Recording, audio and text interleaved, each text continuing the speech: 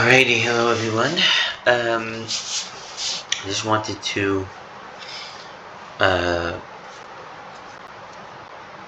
put out,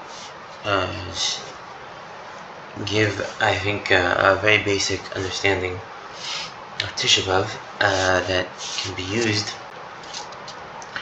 to get a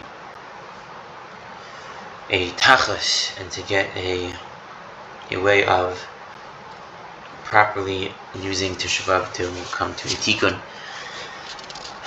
of the issues.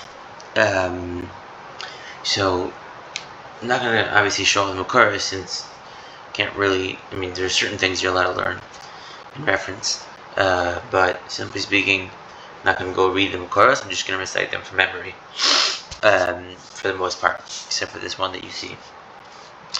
So, just not really a question-answer format, just going to get a simple understanding of what tisha beav is about, and try to see, what it really is. And a lot of the ideas that I'm getting are from my rebbeim that I've had over the years. That's why I'm very good, and that's why actually and some of it is my own, but in general, I think it is a good overall understanding, very basic understanding of what is happening and what is meant to be done.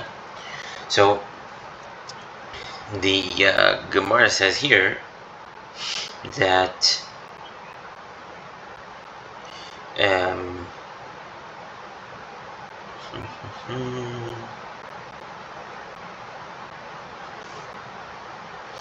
okay, so let's see. Okay, so that part is maybe not here. There's a list of 5 things over here. Yeah, okay, so so the first thing that happened on Tisha B'Av is that there was a xera on the Jewish people, that they wouldn't go into the land of Eretz Yisrael. Now, just to important to point that out first, just so you can understand that when the Gemara lists the 5 things that happened on Tisha B'Av, the first one that is listed is essentially the Megala. In other words, it's the thing that is the causal, and then the rest are effects of that initial causation, meaning that they did something, there was an issue, a problem, and that issue and problem, the first effect of that being seen in reality was the first negative thing that occurred on Tisha B'Av of the 5 things. And that first thing was that they did not go into Eretz Yisrael. So just worth pointing that out as a akadama to the Indian. And so I'll go weiter and we'll explain that many people think that the idea of sadness is that we're meant to be sad. That is itself not a truth. There's never a statement in Judaism that says that a person is supposed to be sad. And even when it comes to Tisha B'Av itself, the Gemara's lashon is ma'atin b'simcha. You're less happy, never sad. So even on Tisha B'Av, even on Av, you're supposed to be happy, and you're supposed to enjoy life, and you're supposed to all these things you're supposed to be, just less so. That's a very important understanding. Very important to understand that point. So the point is that the idea is not that we are sad because the Beis HaMikdash is destroyed. That is not the idea. Rather, the idea is that the Beis HaMikdash was destroyed because we were sad, because we became sad, because we cried. And this is very, very, very important Indian to understand, that the concept of the reason why the Churbanos happened and why Tisha B'Av is what Tisha B'Av is because the Jewish people were sad and they cried. And we're going to now go into where we see that, and then we're going to get an understanding of what the appropriate thing actually is, what we actually are supposed to do. So the Gemara says, and we talked about this before, but I'm just going to talk about it again in terms of Av, because it's obviously the Inyan. So Veitnu is Kulam Veivgum B'Leilahu, they cried that night. So Amulam Akash Baruch Hu, you cried a Bechir Shel Chinam, V'ani Koveh Lachem Bechir L'Doros. You cried a crying for free, and I will bear for you a crying for generations. This is referring to the first thing that occurred on Tisha B'Av of the 5 things, which is that it was decreed upon the Jewish people that they weren't going to go into Eretz Yisrael. And again, just to point out, it's very important to understand that was the main thing that occurred, and then the rest of the 5 things were essentially effects of the same issue resurfacing.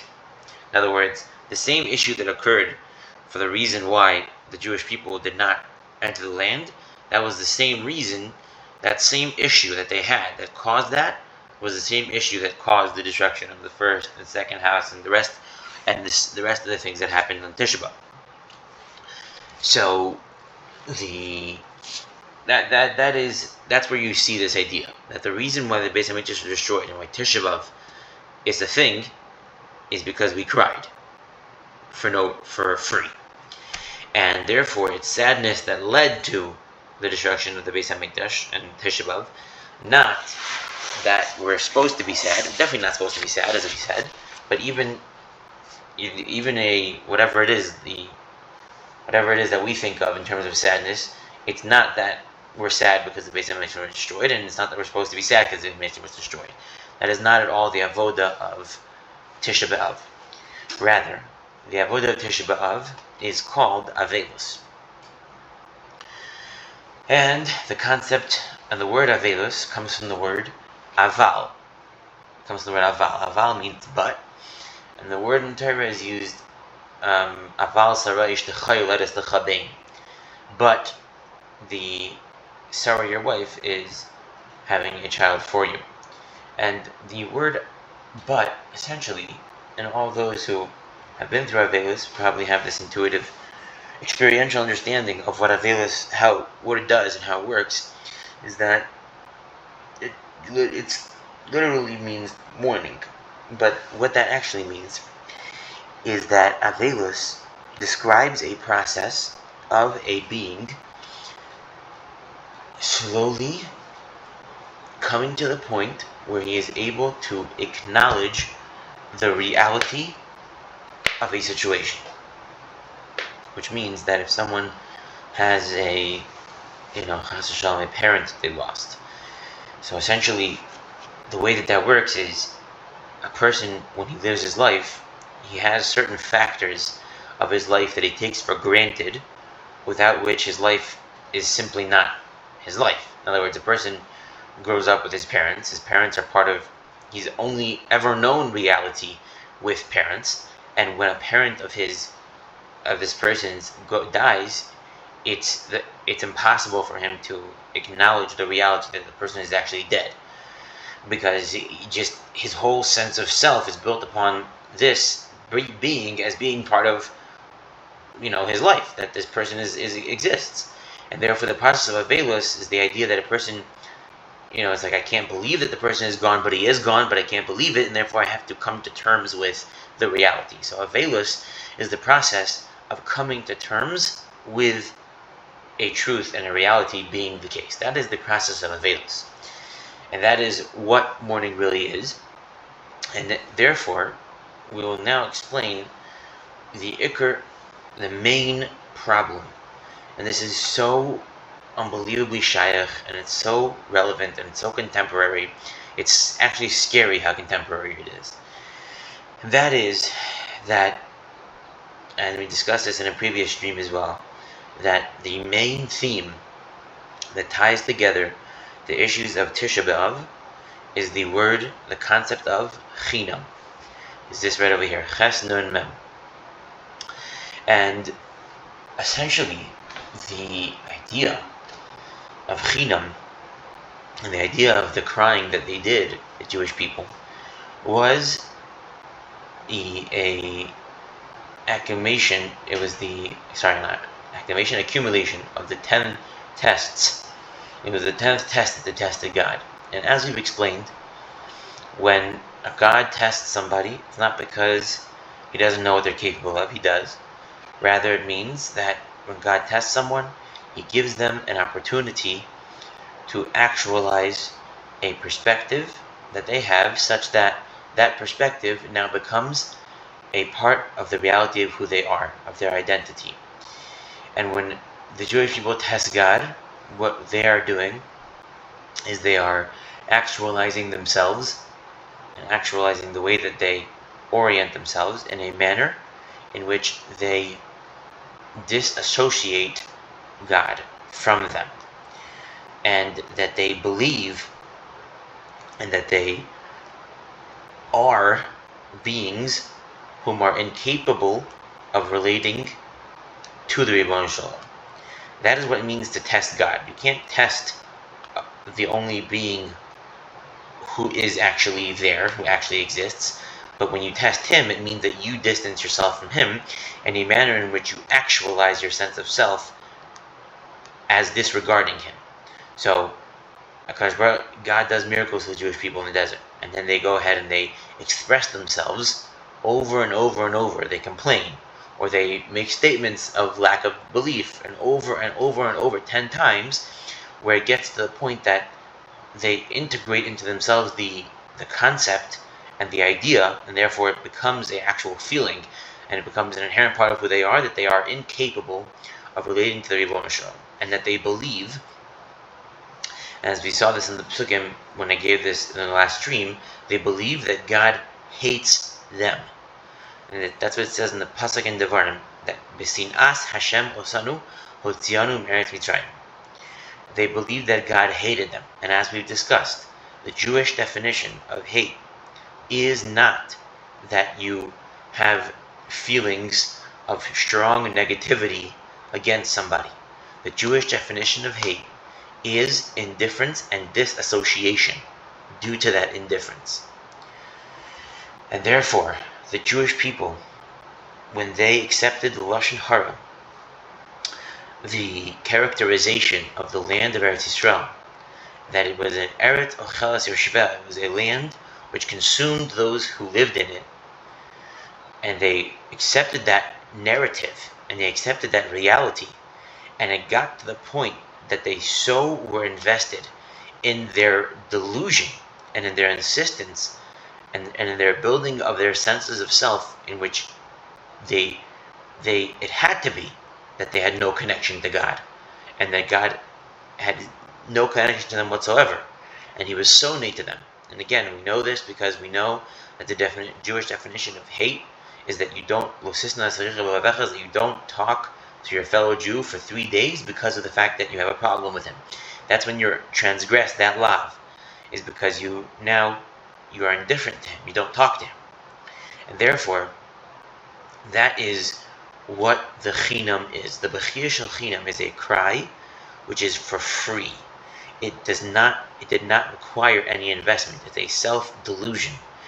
A person who doesn't, the reason why that's called free is because if a person wants to have a relationship with someone, he has to invest in that relationship. He has to put effort and work.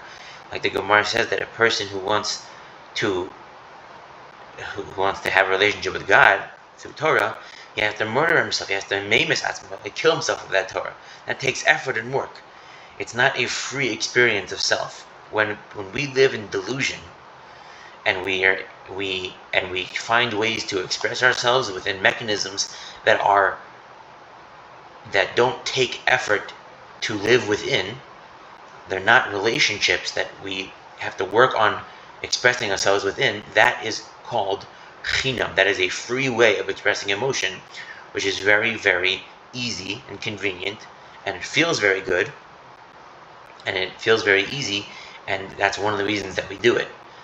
But the point is that it is the main cause and the main issue of the dynamic of Tisha B'Av is the Jewish people's own acts of testing God, which embedded in them an inherent need and desire and sense of self, which only exists through self-delusion. And that is the main problem that has occurred on the first Tisha B'Av, which was the reason that they couldn't go into the land of Israel. And they believed that HaKadosh Baruch Hu completely had a reality of indifference when it came to them. God hated them. Doesn't mean they believed God had it out for them. It means they believed that God had no desire for a relationship with them. And Rashi over there says, really God loved them, but they were incapable of experiencing that love and accepting that love, and rather they wanted to exist in a place, in a sense of self that was totally blocking out any sense of relationship. Again, let me say this very, very clearly. The reality of Chinam is a person insisting on expressing himself within a delusional reality, a free reality, which means a reality which takes no work or investment to create, which also means a reality which does not require relationship. In other words, you do not have to regard or you do not have to relate to another being, whether that being is yourself, God, or your fellow man, in order to experience this sense of self-expression. And I hope that's not esoteric at all. There are emotions, most of the pleasurable emotions that we have in our lives are emotions which we experience because we went through a investment phase into the thing that we're experiencing the emotion from. According to Noach Weinberg, the level of pleasure that most people experience in their lives, the highest level of pleasure, is their children. And that comes because they invest in their children. It takes work. It's not free. It costs. So real self-expression costs. It costs investment. And it costs giving up. It costs self-sacrifice. It costs. In order for a person, our world, the most probably ever, does not understand this. Experiencing a legitimate sense of self comes at a cost, and that cost is the cost of relationship to any of the three things, yourself, God, or your fellow man, but it costs. And Chinam is free. And the problem that the Jewish people have, and that they had on Tisha B'Av, and they have nowadays, without any question, is that they desire, and they do, express themselves within mechanisms that come at no cost of investment into a reality. Rather, they are simply status quo delusions. And I think probably the most common one is sinas chinam. And sinas chinam, as my father pointed out, as I said in the stream last time, that the first sinas chinam was the sinas chinam of the Jewish people in the desert, because they said God hated us. And according to that, and according to our definition, the Jewish definition of hate, the concept of sinas chinam means, again, I'll show you the flow. Since chinam means delusion, and the first sinas chinam was in the desert, and the crying of chinam was associated with the sinna, because of this crying means that this is why they cried, because they thought God hated them. And we know that sinas chinam was the reason the Beis HaMikdash was destroyed, and we know that sinna means indifference. It doesn't mean someone hates you and is screaming at you. Therefore, if you combine all those factors, what you come out with is the following concept, and it's mind-bogglingly accurate. Sinas chinam is the reality of a human being or of a sect of people creating a fake sense of self, and based on that sense of self, they live in a world of indifference and disconnection from another human being or sect of Judaism.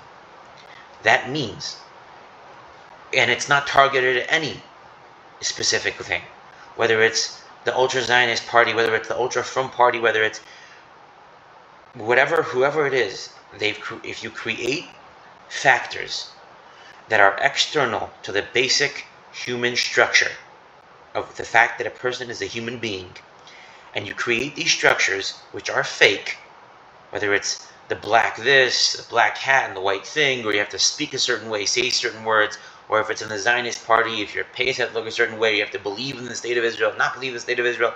All of these things, anything that's external to the reality of a human being, just the fact that they're a human being, as far as the Torah is concerned, the fact that a human being is a human being, the fact that a Jew is a Jew, is already enough for you to have an obligation to, at a minimum, care for and love that person, that human being. The base requirement is for them to be a human being, and then for sure if they're a Jew. And the idea of sinas chinam doesn't mean that you hate somebody, meaning that you're angry at them for no reason. It doesn't mean hate like we think of it. It means that you become indifferent to them, that you create a sense of class, and that sense of class, because you're in this thing, therefore you're not gairis, you have no association with that other sect of Judaism. That is it. That is the entire definition of sinas chinam. I can't emphasize this concept enough because everyone does it so frequently, and so it's unbelievable how that's the pshat. Again, sinas chinam means that I create an artificial reality. I give that artificial reality a sense of self-expression, meaning I decided who I am, and that artificial reality, therefore, because I am that artificial reality, I now am going to live in a state of sinna, of indifference, in regards to a sect or a person that is not part of the reality that I have created. That is the definition of sinas chinam. And I don't know anybody who doesn't do that. Unfortunately, I know myself that I do that. I can't help it yet. I have to work on it. I was raised a certain way. I was raised under certain beliefs, and therefore, for people who don't share those beliefs, I don't even consider them. They're just not in my existence and not in my orbit. But that is the definition of sinas chinam, and I'm guilty of it, and we're all guilty of it. Every Jewish person, every human being has to be in our orbit. We have to regard them and we have to love them. And that is the problem with sinas chinam. Without a doubt, that's the true definition. And if we think about it, we'll find that that's actually true, and we'll find that we all do it. And I know that I do it. And the main point is that this is also true. And these two reasons, the reason why it's so mind-boggling, is because these two reasons actually encompass all of the issues of the two Churbanos and all of the other Gemaras and Shas. As we've explained in the past, the Shalosh Chamuros, the reason the Shalosh Chamuros also is because of this issue. That the three Chamuros correspond to the three relationships, and when they violated all three, they were unable to relate, which means they existed in a reality of Chinam. And as we explained as well, the reality of Lashon Hara. Lashon Hara means that a person has a tongue which is evil. And we said evil means lack of completion. And the tongue of evil means that the tongue points out and draws a sense of self by pointing out flaws and lack of completion in another human being. And if that person draws a sense of self from that, that is also a reality of chinam. It's free. It's a sense of self-expression which is free. And I think if we all realize when we talk down about somebody, that what essentially is happening is we're contrasting that being to ourselves and the person who we're talking to, and we're therefore saying, well, since we aren't the negative thing that we're describing about that person, that gives us a sense of self. That means that is free. That is chinam. Chinam means I am now drawing my sense of self out of the fact that I'm not the other negative thing that that person is, and therefore that gives me a sense of self. That's nothing. That's not an investment. You didn't do anything. You're fabricating a reality about that person, and you're insisting that you're not that reality, and therefore you're drawing a sense of self. That is chinam, and that is the whole problem. That is the entire issue of Tisha B'Av. The entire issue of Tisha B'Av is that, again, you just can't say this enough because it's the whole issue, is that a person draws a sense of self-expression from a non-existent reality which he does not have to invest into to get a sense of self from. If the Jewish people stop doing that, there is no doubt in my mind that Mashiach would come immediately. That is the whole problem of Tisha B'Av. That is the whole problem. Sinas Chinam, Lashon Hara, the Shalosh Chamuros, Bechia Shel Chinam, and we'll get, there's the last one that the Gemara also mentions, which is that the Gemara says that another reason was that they didn't make a bracha on the Limud Torah. And again, very, very, very simply, the bracha on Limud Torah, obviously, is the idea that the Ramchal says this, now that I'm thinking about it, in the Derech Hashem, the Ramchal says that when it used to be that when people learn Torah, they, like it says by Yonasan ben Uziel, when he learned Torah, it was so intense, it was so real, that a bird that would fly over him would be burned. The Shechina was actually Shoreh. And he says the difference why that is because people, unfortunately, Mizman Azeh is totally not shy. This is all in the Derech Hashem, you can find it. He says that a person has to understand that Torah is not something that he just sits down and he learns. Torah is an act of relating. It's an act of relationship to God. This is in the Derech Hashem, I'm not making this up. Torah is an act of relating. He says, therefore, a person is required, if he wants to get the tikkun, this is his lashon, of the learning of Torah, he has to sit down, and he says there are two conditions. The first one is he has to change his behavior based off his learning of Torah. And the second thing is he has to prepare. He has to sit down and he has to, before he starts learning, he has to realize, I am now relating to God. And he has to do the learning of the Torah as an act of relationship to God. And and when he does that the Torah has the ability to be mashpia on him and to give him the what he calls the ha'ara of kedusha, the level of the showing of the kedusha, or the pouring, actually, I think with the ayin, the ha'ara of the kedusha. And I believe he even says this, but I definitely saw it, that the reason that the korban bayis, why they didn't make a bracha in the beginning, is because they were missing this entire factor. They didn't learn as an active relationship to God, meaning they didn't make a bracha. As we know, the idea of a bracha is that you source the thing that you're doing in God. So you say, Baruch Atah Hashem. That's the whole point of a bracha.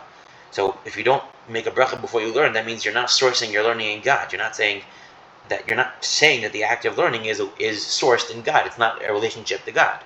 So if you're not doing that, then of course the bias is going to be destroyed, because you no longer want a relationship with HaKadosh Baruch Hu. And therefore, what it comes out is that Chinam is the entire issue. The attempt at achieving self-expression within realities which have not taken investment to create, that's Chinam. That's the issue. That's the whole problem of Tisha B'Av, 100%. And that reason is consistent throughout all of the reasons in Shas that are quoted for the Chorban Bayis, which is not saying a bracha before and after Torah, the Shalosh Chamuros, Sinas Chinam, Lashon Hara, and Bechia Shel Chinam that you see in front of you. It's all the same thing that it's consistent throughout the entire thing, that very concept. And in fact, we know that the month of Av is Av, which means father, because God on the month of Av actually has the most intense and the most real and the most unbelievably deep love and desire to relate to the Jewish people. And it is that love and desire itself which makes it that the time for Av is the time of the destruction. And this is brought out beautifully by the Gemara. The Gemara relates, or it's a Medrash, relates the story that when the Romans came in to the temple, to the Beis HaMikdash, and they brought out the Kruvim, and they paraded it through the streets, and they said that, look, the Jewish people worship pornography. And the reason why that was true, the reason why they thought that, was because the Kruvim, one male and one female, the way that it used to be was that when the Jewish people did the will of God, when they were close to Him, the Kruvim would face each other. The two Kruvim on the Aron HaKodesh and the Kodshei HaKodashim. When they didn't do the will of HaKadosh Baruch Hu, the Kruvim faced away from each other. Now, at the point of the Chorban Bayis, the Kruvim were wrapped in each other's arms. And that's how the Romans found them when, or was it one of the Romans? I think it was actually Bayis Rishon. Yeah, it was a Bayis Rishon. That's how they were found when, on the day that Beis HaMikdash were destroyed, the two Kruvim were found enveloping each other, to the point that the Goyim thought that the Jewish people worshipped pornography. That's how intense it was. And that's how you know that Tisha B'Av and the month of Av is the month of Father. It's the month that HaKadosh Baruch Hu expresses His love for us in the most deep and real and desiring way. And because He loves us so much, that is why the Beis HaMikdash is destroyed. Because God insists upon the realest and most deep sense of relationship possible.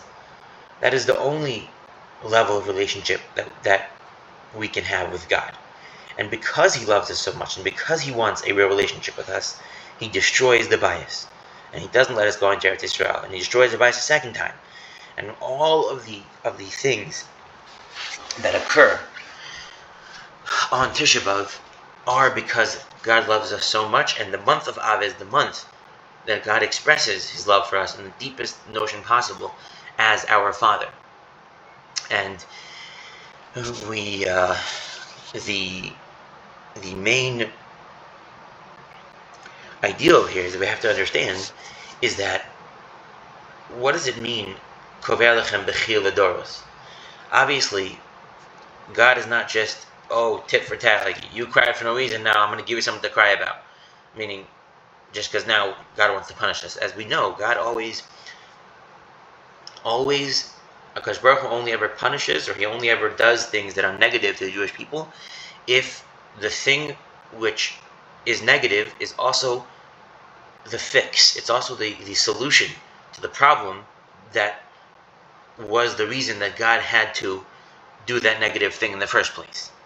And very, very simply, for what you see in front of you here, the idea of the Bechia Shel Chinam is that the point of tears is the point of emotional investment, such that it is so what you are that you cry about it. A person does not cry about something that he doesn't view as the underlying reality of his situation. So, therefore, the idea of the crying of the Jewish people in the desert, and the issue that they themselves instilled in the Jewish people, which is taking so many thousands and thousands and thousands of years to uproot, is the issue that they invested and that they built a sense of self, and it's even deeper than that. It's that they inbuilt the mechanism that the Jewish people create senses of self in which they consider them realities to the point that they are true, and they will cry about them. And that very midah that was unfortunately put into the Jewish people because of this crying, the tikkun, the fix of that, is bechila doros. The bechila doros is that because they cried for no reason, the fixing of that is to cry for a reason. And what does that mean, to cry for a reason? That means that that is itself the process of avelus. Avelus, although when we think of it in terms of avelus of a person, we think of it as the idea of coming to terms with the reality, meaning, and therefore becoming okay with the reality. But we only really think that because of the fact that it's okay that a person's parents died. It's just that, he now has to. The avelus process describes the avelus. The word avelus describes the process of coming to acknowledge that as being the case. But for avelus of Yerushalayim and the Beis Hamikdash, the result is not okay. Therefore, what the avelus does is the avelus, because again the crying was the problem. The crying is not the solution. The only way that the crying is the solution is if you're crying because of the fact that you realize the exact opposite of the generation of the Midbar. You realize that the only thing that's real is your relationship with God, and you realize that God doesn't hate you. He's not indifferent to you. He loves you, and He wants a relationship with you, and He wants to be your Father. And when you realize that, and you realize how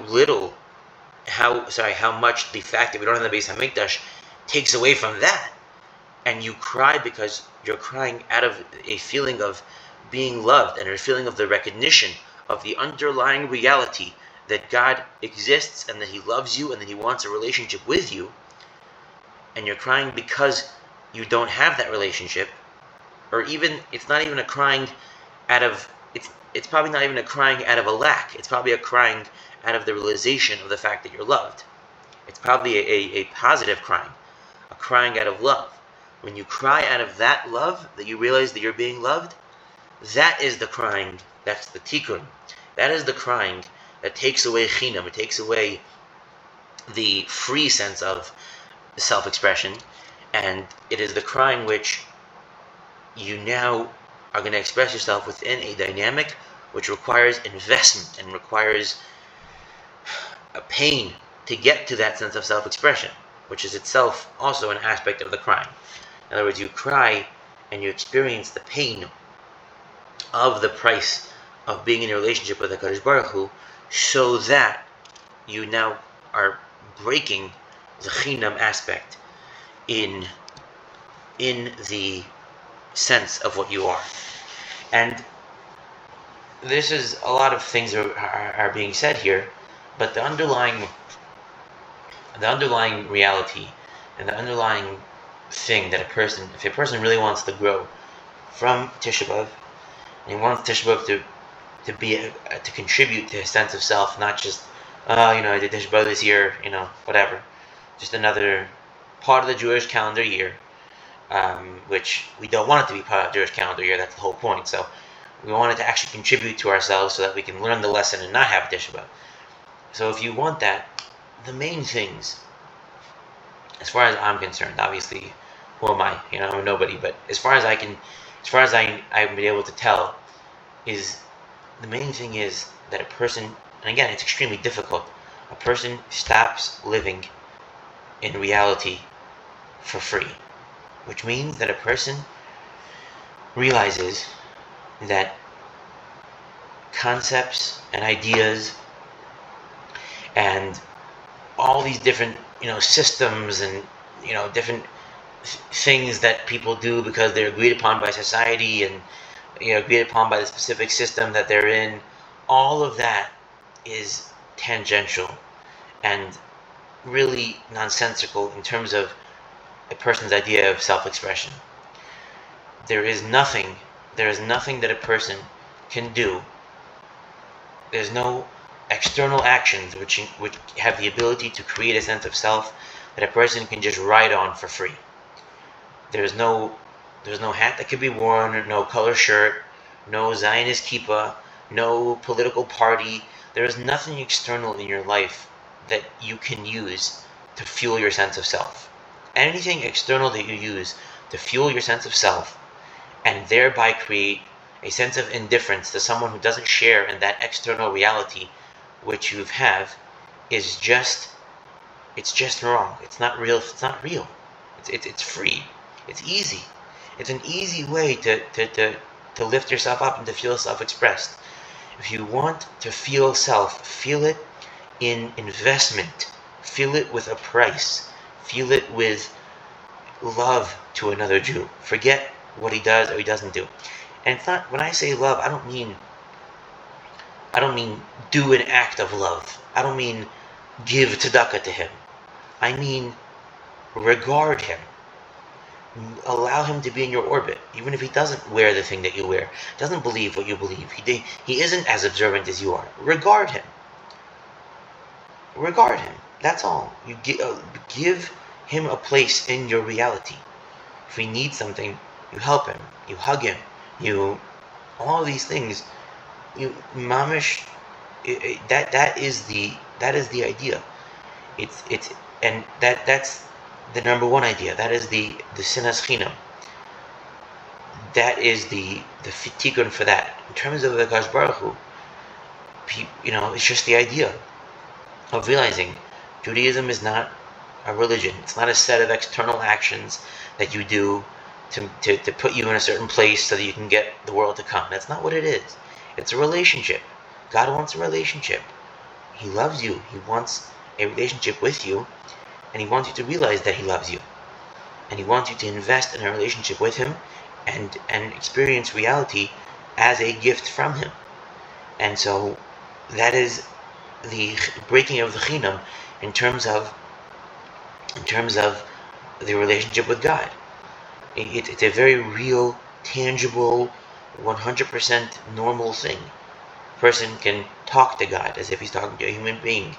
The person can daven to a God. It can do all of these things. A person has to really view and really live in a place where he realizes that God is there, and he should relate to God as if he is a being, he is a being who's actually there, but he should relate to him as if he's a human being at least. Talk to him, ask him for things on a regular basis, feel emotions for him. These things are possible. It's just that we have this religionized concept of Judaism in which God is some, external being that we do lip service 2-3 times a day. That's not it. It's a real relationship.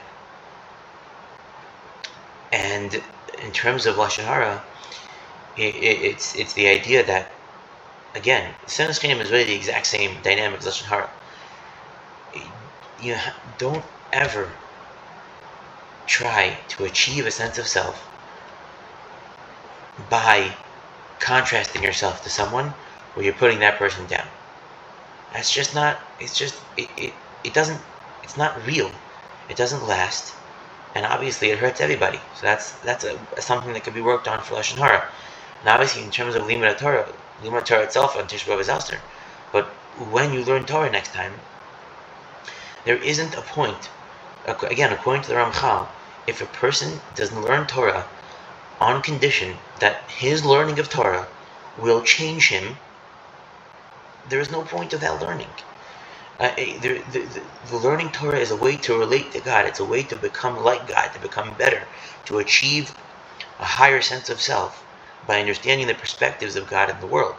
If you're not going to learn Amanas to get better, Amanas to do, then there's no point. You have to learn.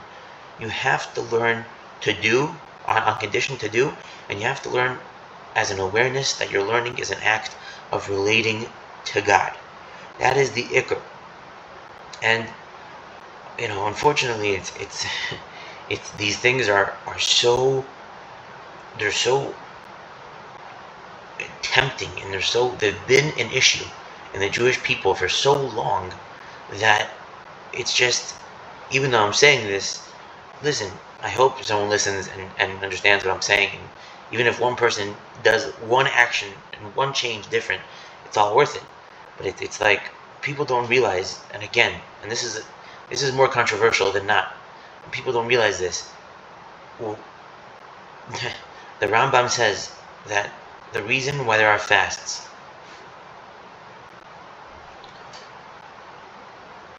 just pull this up because it's pretty incredible to see.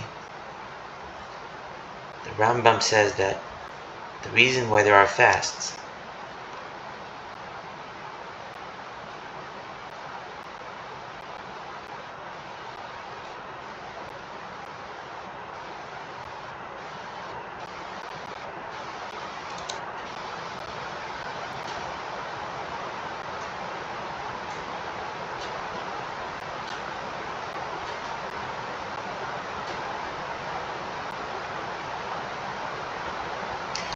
Okay, here we go. He says there are days that people fast because it's tzaros that happen in them to be moral levavos and to open the tshuva, and there should be zikaron to our actions and the actions of our fathers. This is the most important part.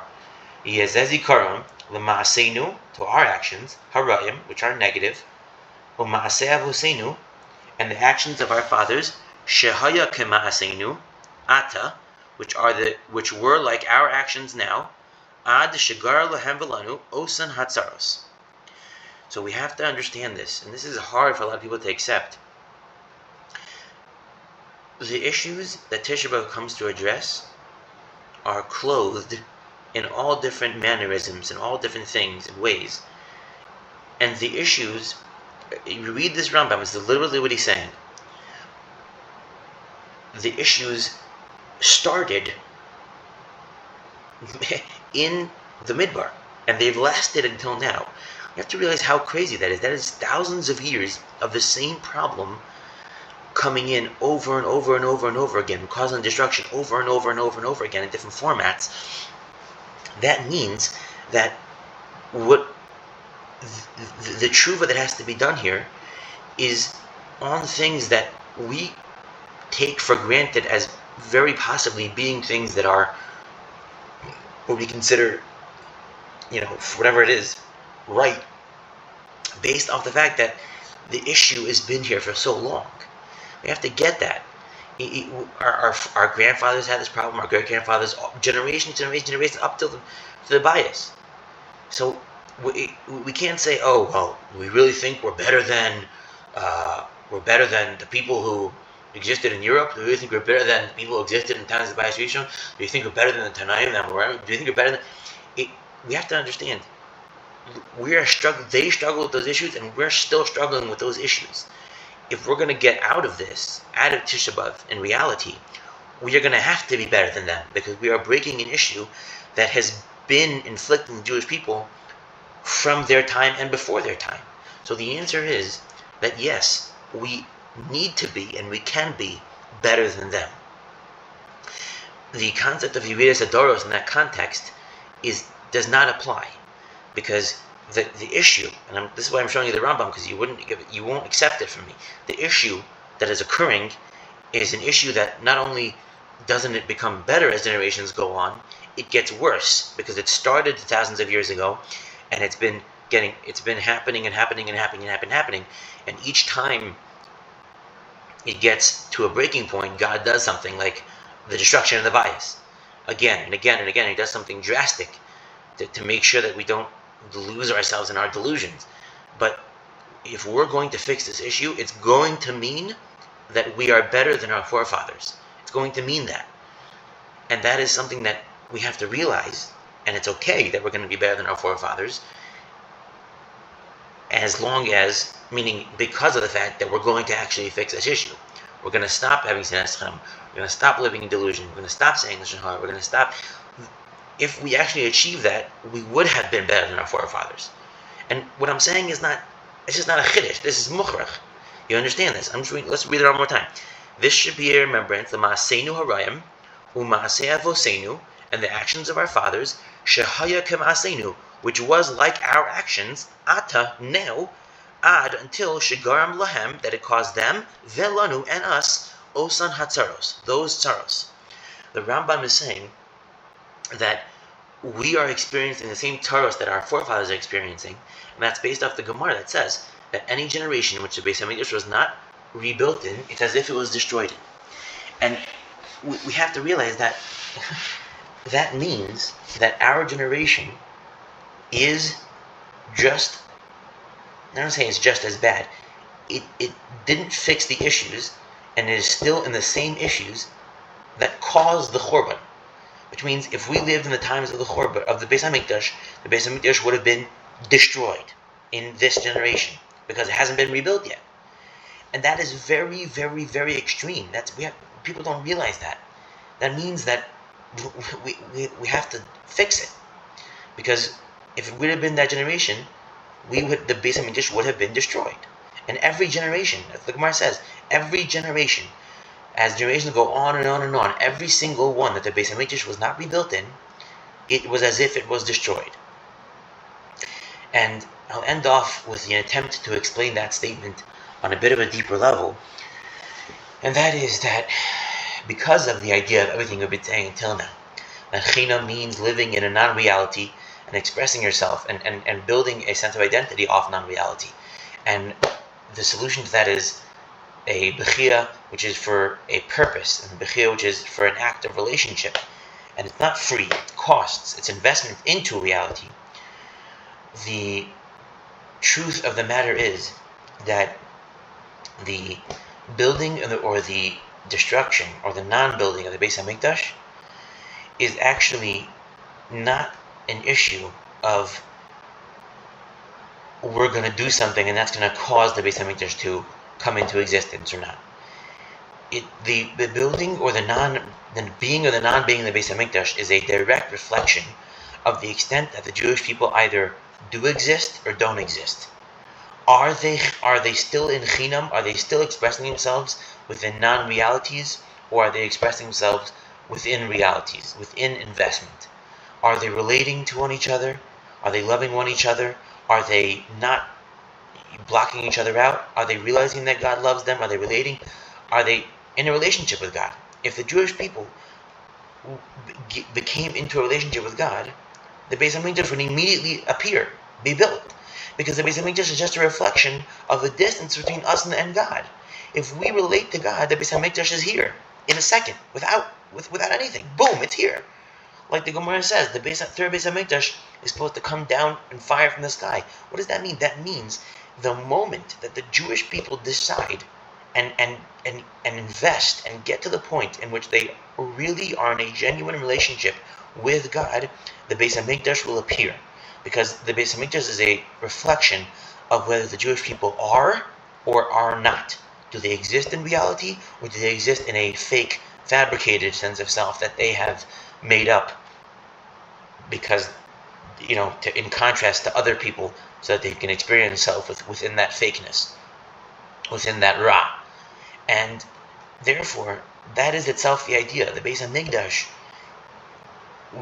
will come into existence as soon as the Jewish people come into existence. As soon as the Jewish people live in a relationship with God and with each other, the Beis Hamikdash will itself emerge. It will appear, according to the Gemara. The way that the Achronim in the Gemara, it will appear, and that reality is the reality of teshuva, which again just means to return to God. That's all that it means. Teshuva is not a religious thing. Oh, I'm doing this wrong, that wrong. Teshuva means I'm returning to God. I haven't been in a relationship with Him. I haven't, been. Now I'm returning to Him. That's all that it means. That's what teshuva means. It's not an overcomplicated thing. If a person is aware of himself, they have a inherent a desire to relate to the Ribbon Shalom, to meaning and purpose, etc. If they make that their ikar senses of self, if they, transform into people who view that as their main sense of self-expression, then the Beis Hamikdash will immediately be rebuilt. And that's really what it requires. And that's why the Gemara says, Al-Mula Shomer Yisrael Shtei Shabbosos Miyad Hey Negalim. If the Jewish people kept 2 Shabbos in a row, immediately they would be redeemed. And obviously that is because the whole point of Shabbos is a time and a day in which we express ourselves in terms of the reality of God being God, being true, that He exists and that He creates the world and loves us. That is the taich of v'hisanag al Hashem, to have tainug on God. And all Gemara is about that. If you borrow for Shabbos, God will repay you. All the Gemara is about you're supposed to have pleasure on Shabbos. And you're supposed to have that pleasure as a tainug on God, meaning knowing that those things are simply, those pleasures are expressions of God's desire for you to have pleasure, and that He loves you and that He wants you to have pleasure, and you indulge and you take pleasure on Shabbos with that in mind, with that orientation, that it is a direct gift from God.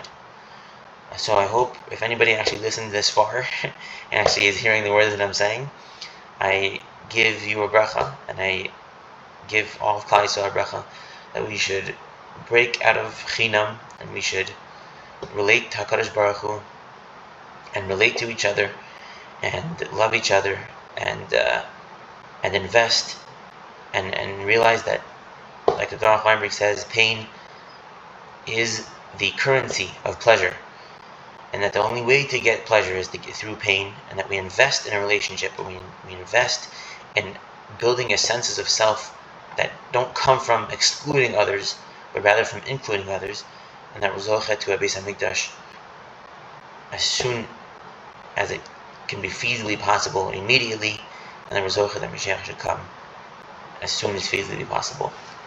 Amen. I hope everybody has a meaningful fast.